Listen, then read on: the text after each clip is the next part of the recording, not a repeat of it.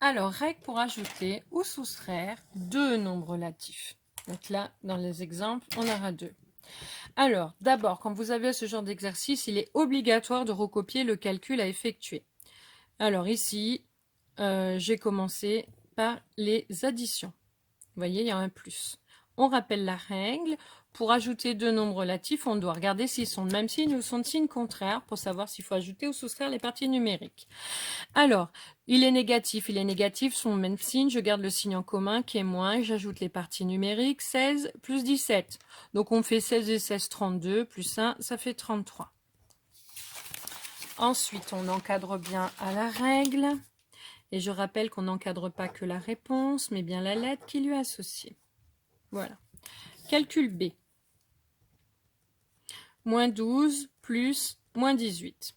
Plus 18, pardon. Donc pareil, c'est bien une addition. Je regarde. Moins 12 est négatif, plus 18 est positif. Ils sont de signes contraires. Je garde le signe de celui qui a la plus grande partie numérique. Entre 12 et 18, c'est 18, donc c'est positif. Ensuite, je soustrais les parties numériques. De 12 pour la 18, il manque 6. Le résultat est plus 6. Ensuite, troisième calcul. Donc, toujours une addition, mais cette fois-ci avec des nombres décimaux. Voilà. Alors, ils sont tous les deux positifs. Donc, je garde le signe qui est en commun, donc plus, et j'ajoute les parties numériques. Alors, ils ont le même nombre de chiffres après la virgule, donc j'ajoute les chiffres les plus à droite. 6 plus 5, 11. Je vous rappelle qu'il y a une retenue. C'est pas 11 du côté de la partie décimale, mais on n'écrit que le 1. La virgule, elle bouge pas, et donc l'autre 1, c'est une retenue. Ensuite, on a 1,1, plus 3, ça fait 4, et la retenue, ça fait 5. On obtient 5,1. Troisième calcul, D égale, quatrième, pardon, moins 7 plus 16. Donc c'est toujours une addition de deux nombres relatifs. Celui-là, il est négatif, celui-là, il est positif, donc ils sont de signes différents. La règle, on garde le signe de celui qui est la plus grande partie numérique, entre 7 et 16, le plus grand c'est 16. Donc le résultat sera positif. Ensuite, je soustrais les parties numérique, donc de 7 pour aller à 16. De 7 pour aller à 10, la dizaine supérieure, il manque 3. De 10 pour aller à 16, c'est 6. Et 6 plus 3, ça fait 9. Maintenant, je vais passer aux soustractions. Et là, la règle, elle est différente. Et il faut la prendre par cœur. Il n'y a pas le choix. C'est du par cœur. Donc, on repère, c'est une soustraction.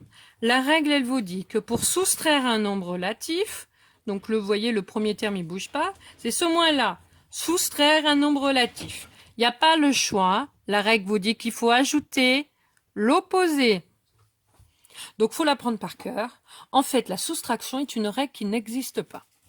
Les soustractions, en fait, ce sont des additions déguisées. On joue sur les signes et c'est très important, vous voyez, de bien distinguer. Et à chaque fois, vous aurez une ligne de plus. Parce que ce qu'on sait faire, en fait, avec les nombres relatifs, ce sont que des additions.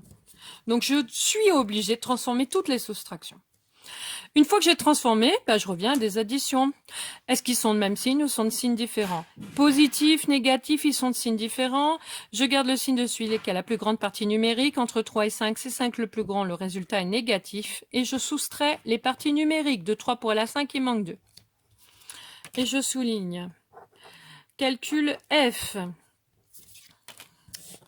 Voilà, donc c'est la même chose avec des nombres à virgule. Moins 7. Donc c'est pareil, je vois bien que c'est une soustraction. Soustraire un nombre relatif, je ne sais pas faire. Donc le premier nombre, on le recopie. Soustraire un nombre relatif, ça revient à ajouter l'opposé. C'est quoi l'opposé de moins 7? C'est plus 7.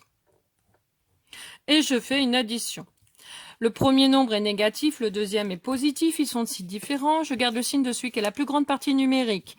4,6 et 7, le plus grand c'est 7, donc mon résultat est positif. Et je soustrais les parties numériques. Donc de 4,6 pour la 7, il manque combien? Attention aux retenues. Donc là, on a un nombre à virgule. Donc là, ayez le réflexe de prendre votre brouillon. Là, je vais le faire au critérium pour bien vous montrer. Je pars de 4,6 pour arriver à l'entier supérieur, donc à 5, il manque 0,4. Je suis à 5 pour la 7, il manque 2. J'ajoute 2,4. Donc la réponse est plus 2,4. Calcul G. Voilà. Je recopie. G égale plus 54 moins 29. C'est encore une fois une soustraction. Soustraire, je ne sais pas faire. Je recopie le premier nombre. Pour soustraire un nombre relatif, j'ajoute l'opposé. C'est quoi l'opposé de moins 29? C'est plus 29.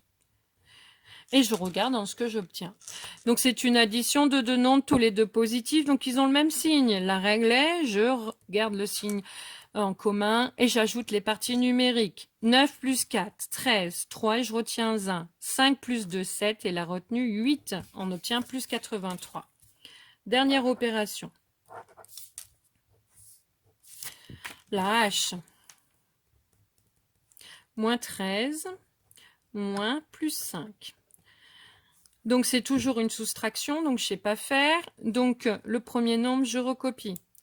Donc c'est pas que je ne sais pas faire, hein, c'est qu'elle n'existe pas. La règle, c'est j'ajoute l'opposé. Il n'y a pas le choix.